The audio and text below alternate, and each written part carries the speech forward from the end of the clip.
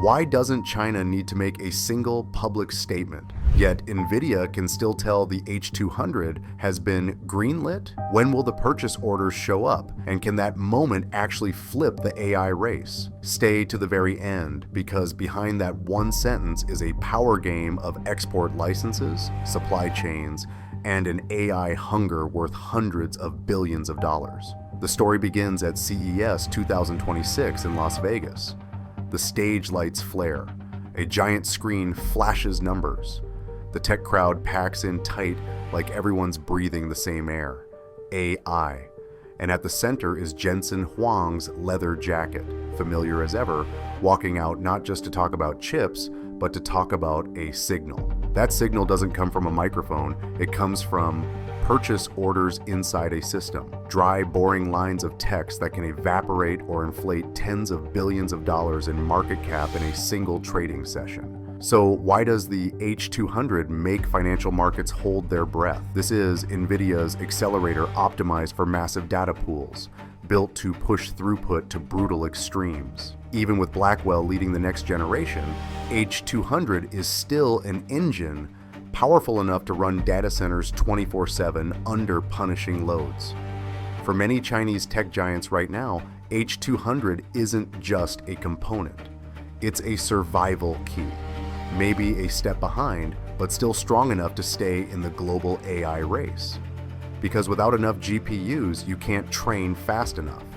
If you can't train fast enough, you can't ship products. If you can't ship products, you don't just lose a quarter, you lose the future. The problem is, the door was locked. For years, the US tightened exports of top-tier AI chips to China with performance thresholds, licensing requirements, and control lists.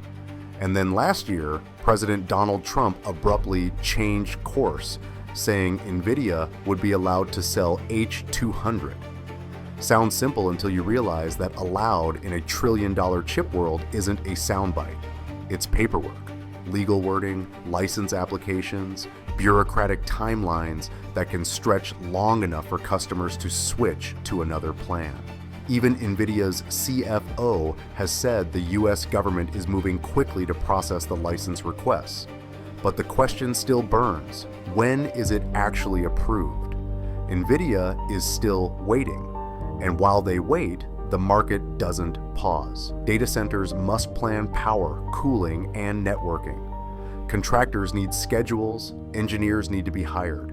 If licensing slips by just a few weeks, an entire project can slide by a quarter. In the AI race, losing a quarter can feel like losing a lifetime. Picture it like standing in front of a dam. Behind you, billions in capital, customers lined up, factories ready to ignite. But the gate only opens when a stamp hits the page, and that stamp won't appear on a stage. So, where does Huang look to sound confident? He looks at orders. Huang said it plainly. He doesn't need a loud declaration from China, and he doesn't need anyone to announce, "We approve." Instead, he anchors to one brutal, simple reality. Can Chinese companies actually buy? Because a purchase order doesn't appear by magic. To sign a PO, a customer has to believe they can pay, import, receive the shipment, install it, and run it without getting blocked midstream. A PO is action, not intention. If orders explode, it means the barriers are cleared at both ends. Export licensing and buyer readiness. If deals start moving smoothly, it means the door is open. With one line, Huang turns politically loaded silence into the most practical economic indicator there is. If the money can flow, then the decision is already made. So why would China stay silent? In geopolitics, a public statement is a commitment, something that gets dissected, interpreted, and weaponized into headlines. In business, a purchase order is reality, quiet, unglamorous, and capable of moving everything, from production plans, delivery schedules, and investor expectations. Promises can be reversed. A signed order is cash and execution. Sometimes silence isn't about refusing to speak. Sometimes speaking makes the game harder. And this is where Nvidia moves the pieces. Huang said they've already kicked off the supply chain. H200 isn't just a plan on paper. It's moving through real steps: wafer fabrication, packaging, testing, and then onto containers. Lead times for high-end chips aren't measured in days.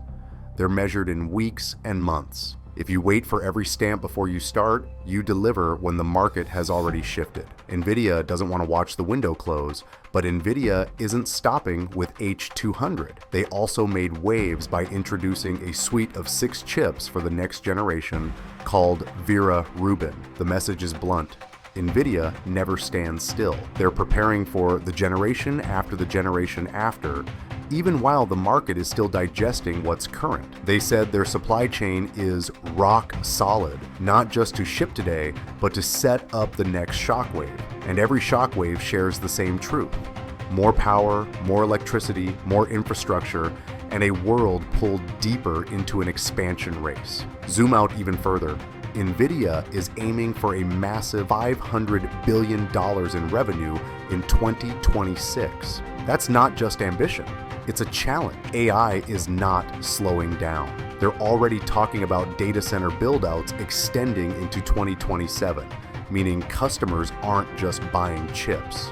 They're betting on the entire infrastructure stack: power, cooling, land, permits, and brutal construction timelines, all to feed models that get larger, more expensive, and more powerful.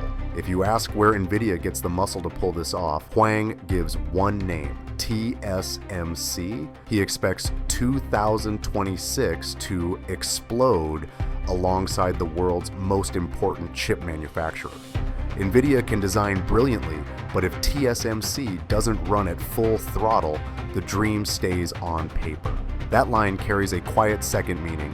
Manufacturing capacity is being locked in by a steel alliance. And when a giant talks like that, markets understand what's coming. Pressure on governments trying to restrain technology with rules is only going to intensify. And there's more. Nvidia is quietly expanding, ready to double its headcount in Israel, and they're openly interested in acquiring more semiconductor companies to reinforce the empire. While the world argues about who gets to buy chips, Nvidia is already ahead, hiring, researching, buying, fortifying the moat. They don't just sell chips, they build an ecosystem of software, tools, libraries, and infrastructure that keeps customers coming back. So what makes the H200 story special? It exposes an uncomfortable truth about the AI era. The biggest decisions rarely arrive as press releases. They arrive as market behavior. A wave of purchase orders speaks louder than a speech. A delivery schedule is clearer than 1,000 diplomatic headlines. And those orders aren't just buying components, they're signals that licensing channels are functioning, that economic demand is dragging politics toward pragmatism. Nvidia is playing a risky hand, preparing H200 for China before the license is fully locked in. Move too slow and you lose customers. Move too fast and you risk inventory. Huang chooses to light the fuse early, so the moment the door cracks open, Nvidia is first through it. The lesson is real. Speed is power, and reading a silent signal is a survival advantage. Politics can be loud, but money moves quietly. At CES 2026, Nvidia's message is, watch what people do. Don't just listen to what they say. And then one tiny moment will arrive. No fireworks, no cheering, just an imaginary sound. Ting, the first order enters the system, and in that coldest, most undeniable way, the stamp finally appears. The game has begun. And the last question is this: when the POS hit, who benefits most? Nvidia, Chinese buyers, or the entire AI industry? Like the video, drop a comment, and subscribe so you don't miss the next one.